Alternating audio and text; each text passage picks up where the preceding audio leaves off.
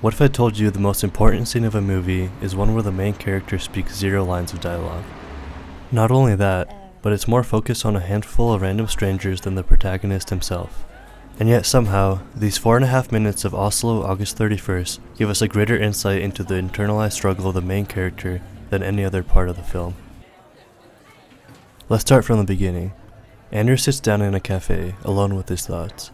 He's just been released from a rehab facility and is spending the day visiting old friends in Oslo, but is struggling to find a sense of purpose in his life. He looks up and notices all the people going about their day. The camera immediately pulls away from Anders as more and more people enter the space of the frame. Now we push back in, close. This time it's obvious that he's shifted his attention to the people around him. We jump from one conversation to another. The next time we go back to Anders, he has completely immersed himself in a multitude of stories around him. At this point, we might be thinking he's having a moment of introspection where perhaps he'll find comfort in this shared experience. We even get a smile. But then something happens that changes everything. He watches a man pass by, and we are shown what Anders imagines he does afterwards. He continues walking, and eventually sits down on a bench alone, sulking. The same thing happens with the lady going to the gym. We see her on a treadmill, buying groceries, and eventually at home, stuck in an endless loop of trivialities. With a handful of shots, we're able to understand Anders' inability to imagine a future worth living for. He gives one more glance at a stranger before walking out into the hushed sounds of the city. Director Joachim Trier uses camera techniques like these to convey Anders' feeling of emptiness all throughout the film. He is often blurred against the background of strangers to represent his disconnection from life and the people he was once close to. At times, he's so far removed from the center of the frame, we're left wondering just how much of his old self is left. De sa ingenting om at de fleste vennskap bare oppløses umerkelig helt til man en dag har blitt fremmede selv om man fortsatt kaller hverandre venner. One of my favorite moments in the film happens in the scene where Anders is saying goodbye to his closest friend. The scene plays out as expected, until a small edit changes the meaning of the interaction entirely. Kom på festen da, og så... Ja, så får du bare hilse søsteren din og lykke til på jobbintervju og alt det der. Ha det. Ha det. By replaying this small look in the middle of their conversation, we feel Anders dissociating from the present moment. He's already looking back at it with a sense of finality, unable to be in the present or look forward to a future where this is not their last goodbye. Oslo, August 31st is full of these small moments that are brimming with subtext. When Anders is talking to his ex-girlfriend at the party, she begins to open up to him about her problems with having kids. But as soon as she starts, she's reminded of what Anders has been through. Så redd. Jeg er litt ute. Jeg har fått litt for mye drikke, tror jeg. Her sitter jeg og snakker om mine problemer. Ja, det går bra. Miriam brings his addiction to the forefront, making Anders feel like that's what defines him now. This interruption creates a boundary between the two of them, and the connection comes crumbling down. After leaving the party, he goes to his old dealer and buys a gram of heroin, far more than what would be expected from a typical dose. We already know what he plans to do, but the film gives him one more chance before succumbing to the inevitable. Anders meets up with some people who left the party, and they stay up drinking and dancing into the night. We move to a more experiential state, and it's the first time in the film we felt any sort of freedom. Anders has relapsed, but perhaps his connection, no matter how fleeting, is the one he's been searching for this whole time.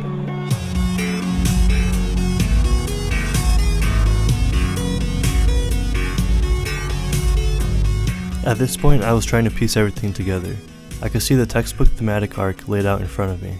A suicide attempt at the beginning, interaction with old friends that reveal a troubled past, a relapse at a low point, and when all seems lost, a spark, a connection that changes everything, a ray of hope representing a newfound desire to live and experience. I cared so deeply for Anders that this was how I wanted things to go, and it made sense at the moment. Who doesn't want to see someone transform into a better person? But this kind of ending would not be truthful to the character and situation. As much as I cared for Anders and wanted him to find a reason to live, the truth is that not every story about addiction has a happy ending. August 31st can be seen as the final day of summer, the end of one cycle and the beginning of another.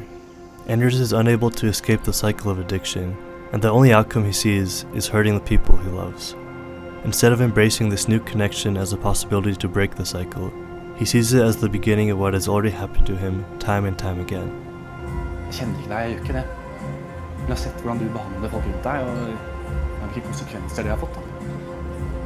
As Anders looks out into the pool, it cuts back and forth between the hopeful possibilities of new connections and the tragic reality of the situation, between what could be and what is, until the light is shut out and all we're left with is what Anders had decided to do at the very start of the film.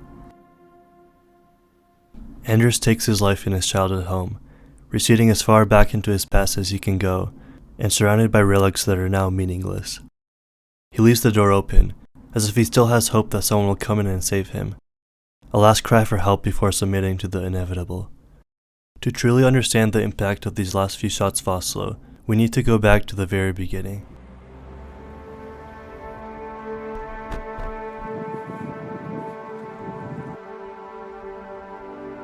Jeg husker at pappa satt alltid på kjøkkenet og røkte. Og drakk kaffe og hørte på radio. P2. The film opens with sequences of archival footage of Oslo, narrated by people reminiscing about their memories in the city. These warm recollections are full of life and nostalgia, creating a stark contrast to the quiet stillness of the final shots.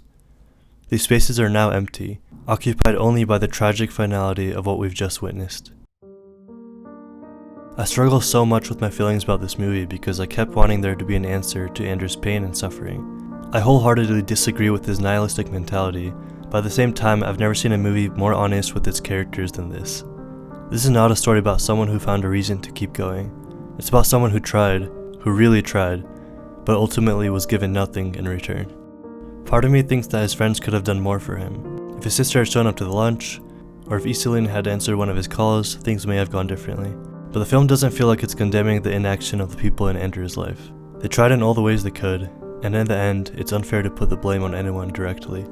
That was there from the outset. That's in the story. That's the sort of result of that process. It's a tragedy, and in a classical sense of dramaturgy, I think in a tragedy, catharsis can lie outside of it. It can hopefully, through going on this journey, quite deterministic journey with this character, I hope that people can take away a perspective on life that could be more hopeful than the one he sees. I'm not making films to show an idealized person, but this is also the truth, as I've experienced it in life, that this happens. The only thing I can definitively say about Oslo, August 31st, is that this is a portrait of the last day of a man's life, free of any judgment and truthful to the very end. All we're left with is the tragic beauty of that honesty. It's an ode to cinema's ability to portray humans through a profoundly empathetic lens, and in the end, I hope that's enough to make us reflect on our own experiences and remind ourselves of all the reasons we carry forward. I will never forget this movie, and I think that's enough to show that a story like this is worth remembering. Du kommer ikke til å huske dette her. Alt skal glemmes.